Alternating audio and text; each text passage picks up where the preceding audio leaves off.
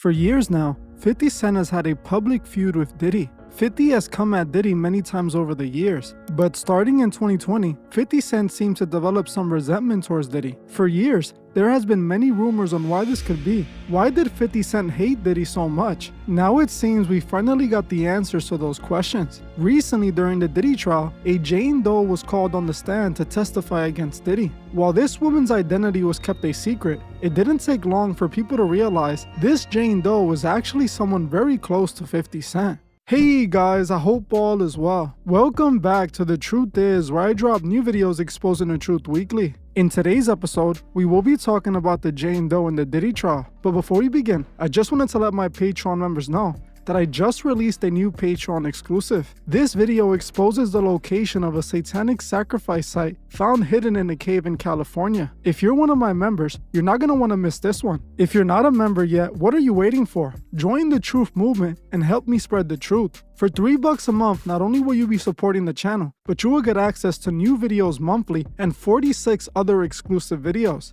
If you want to see this video or join, the link would be in the description and in the comment section. I want to thank you all. Now, let's get right into it.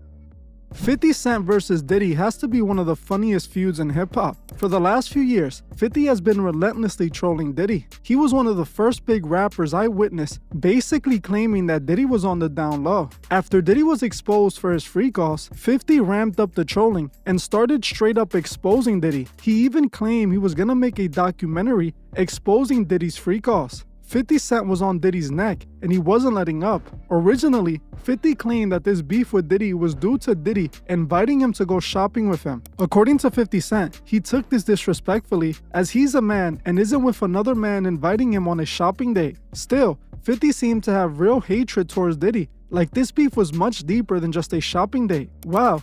Now, during the trial, we finally got the answers to why 50 Cent hates Diddy so much, and it's completely understandable. Recently, during the Diddy trial, we were introduced to a whole new witness. This witness identity was protected and is only being referred to as Jane Doe. This Jane Doe testified on the stand that she met Diddy in 2020 on a girls' trip to Miami. At the time, Jane Doe's friend was dating Diddy, but when Diddy saw Jane Doe, he took a liking to her. Diddy then started flirting with her and got her number, inviting her on a date, which Jane Doe originally turned down. But after her friend moved on from Diddy, she agreed to go on a date with him. Starting 2021, Jane Doe began dating Diddy. Eventually, Jane Doe would go on a trip with Diddy that lasted several days. Diddy then offered to give her $10,000 for taking this trip with them, starting the love for pay relationship they began to have. Jane Doe started dating Diddy in 2021, and it lasted until his arrest in 2024. Eventually, Jane Doe claims the dating turned into the Freakoffs after some time. On the stand, she revealed what exactly Diddy had her doing in these Freakoffs. Jane Doe claimed that after she participated in the Freakoffs, Pandora's box was opened.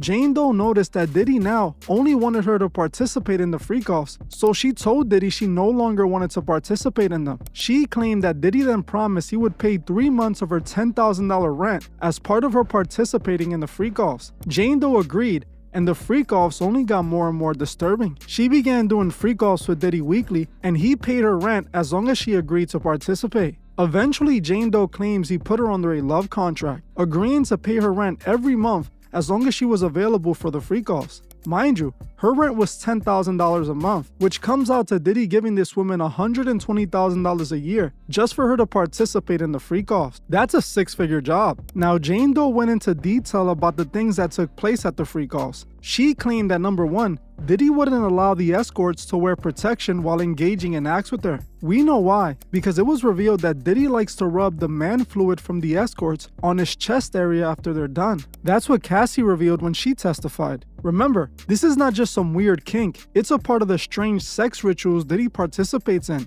Jane Doe herself claims that Diddy wouldn't allow her to clean up the man fluid off of her after the escort finished on her because he liked to play with it. Jane Doe claims that she engaged in multiple rounds of multiple different escorts per Freakoffs. Jane Doe also claimed that when she would get tired of engaging in the freak-offs, she would beg Diddy to let her take a break, telling him she was hungry and making faces at him. But Diddy wouldn't care and made her keep going until he was satisfied. She also claimed that she was invited to have a date night with Diddy that turned into an 18-hour freak-off with multiple escorts. Just like Cassie, Jane Doe admitted the freak-offs became her job essentially. Jane Doe also claimed that Diddy would routinely make her text these escorts she had freak-offs with flirty messages and to start FaceTiming with them. She would get the escorts to show their man junk to her on FaceTime while she was casting it to Diddy's TV so he can watch it. She even claimed that one time while they were hooking up, Diddy out of nowhere requested she hit up one of the escorts and asked him for pictures of his junk so he could see it. Jane Doe claimed that to deal with all of these freak-offs, she had to take substances to numb herself. She kept telling Diddy that she didn't want to participate in the freak-offs, but Diddy was holding paying her rent over her head in order to prevent her from stopping. She recalled engaging in a freak-off where she took substances to numb herself and ended up throwing up after the second guy. She then asked Diddy if she could be excused from the freak-off, but Diddy said no and told her that the third escort was already there. Not even her being sick would stop the freak-off. Jane Doe also claimed that Diddy would at one point watch adult films with her while they were engaging in intimate acts. He then requested the adult film star for his freak-off. Jane Doe detailed so many weird things Diddy had her doing. She also repeatedly made it known she was doing the freak-offs because Diddy was paying her rent, not because she wanted to. She sent multiple texts to Diddy to let him know she didn't want to continue the freak-offs, but he didn't care. She kept doing them for the rent money, and Diddy kept making her do it. Jane Doe confirmed that she was doing freak-offs with Diddy up to the day he was arrested. She also confirmed that Diddy to this day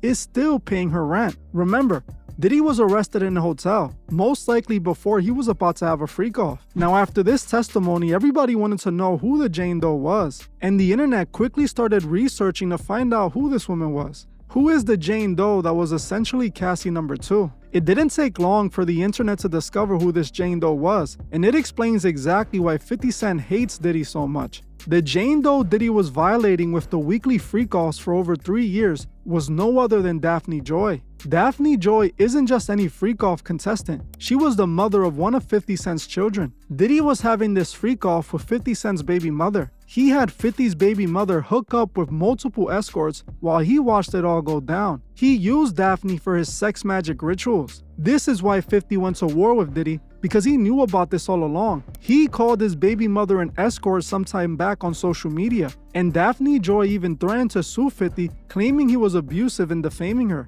For some reason, she never filed that lawsuit. Instead, 50 actually sued her for defamation. 50 was right, and he knew his baby mother was being used for Diddy's freak-offs rituals. Many women look at females like Daphne Joy living the high life on social media and pray they can have that life too.